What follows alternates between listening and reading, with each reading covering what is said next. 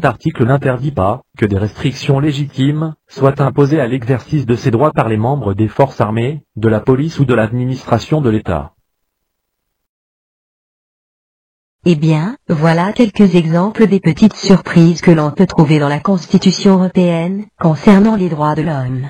Elle recèle d'autres coquineries dans le domaine économique et de la défense.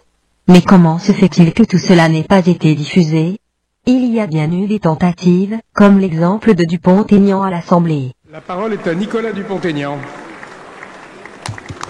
Oui, Monsieur le Président, merci. Une question pour Monsieur le Premier ministre ou Monsieur le ministre des Affaires étrangères.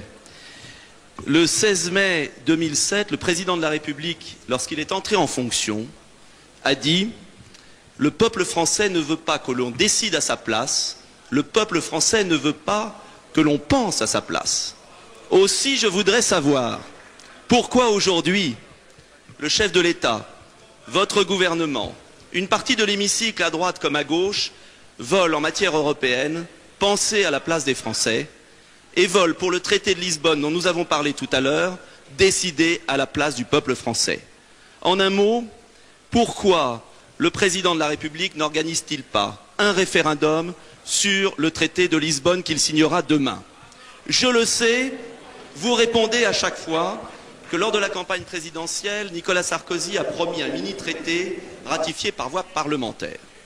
Mais disons-nous la vérité entre nous. Voilà, aujourd'hui, si vous avez compté, eh bien, vous vous êtes rendu compte qu'il y avait 11 questions au lieu de 10, c'est-à-dire une de plus que d'habitude. C'est Nicolas Dupont-Aignan que vous avez entendu à l'instant, qui est un ancien député UMP, un féroce souverainiste, je dirais, et un anti-européen. Alors hier, il n'a pas... Alors voilà un exemple de censure grossière. La présentatrice a parlé durant toute l'intervention, puis a rendu l'antenne.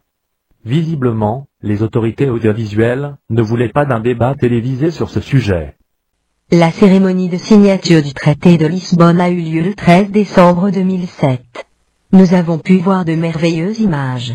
Nous n'avons, hélas, pas pu voir ce qui s'était passé la veille, le 12 décembre, dans l'hémicycle du Parlement européen. Royaume de Belgique.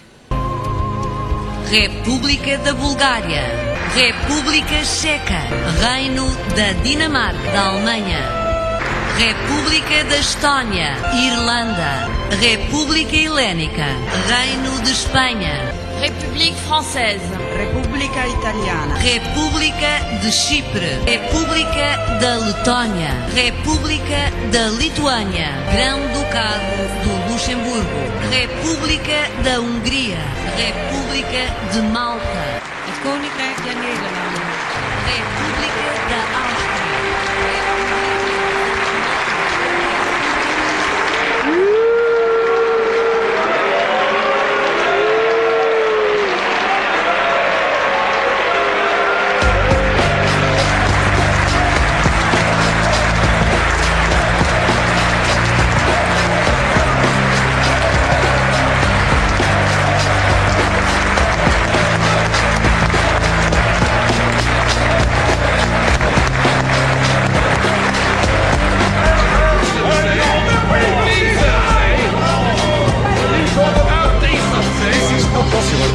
Take seat. I have permission. No, me no.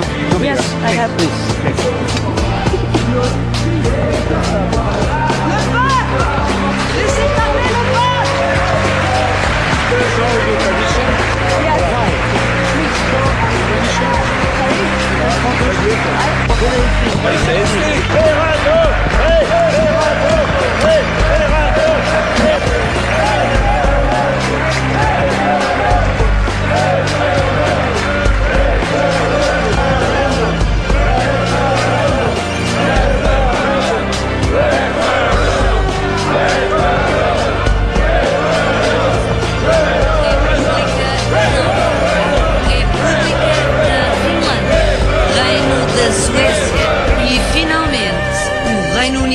Grã-Bretanha e Irlanda do Norte.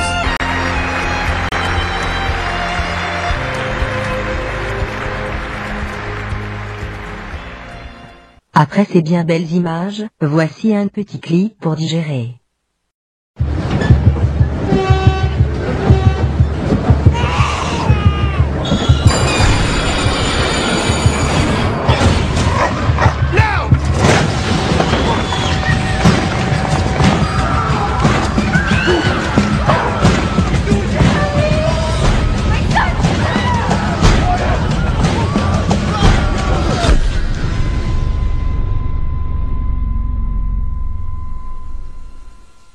N'hésitez pas à laisser vos commentaires. Merci de votre attention.